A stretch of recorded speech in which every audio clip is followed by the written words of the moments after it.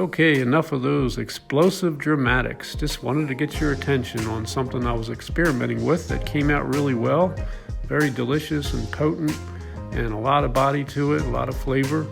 What I did was take the already delicious premium organic unsmoked pure leaf by Goyerbamate. It's their brand, it's really delicious, but I just wanted to have a little more body in their brand, a little more flavor, a little more body in their brand. That's kind of the way I like it.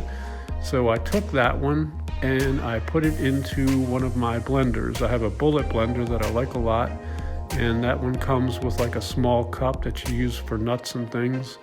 So I put that in there and I blended it with just 2 pulses for 2 seconds.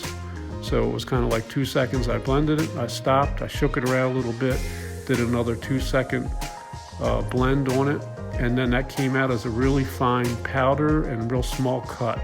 It was just the way I like it.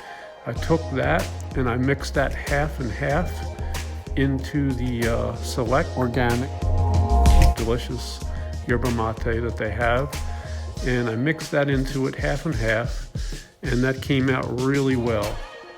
Once I went ahead and gave that a taste, it has a much bolder, stronger flavor to it, and I'm really liking it. And I have to say the wake up on that one just really gets you going. And I really recommend that you use a fine Bombillo on this if you do this kind of a blend.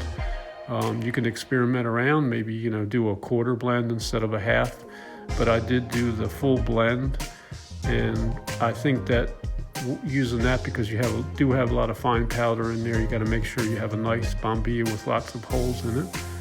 But it turned out really well, really delicious, and really strong.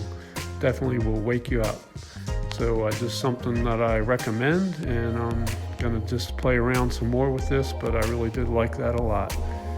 All right, thank you for watching. Salud.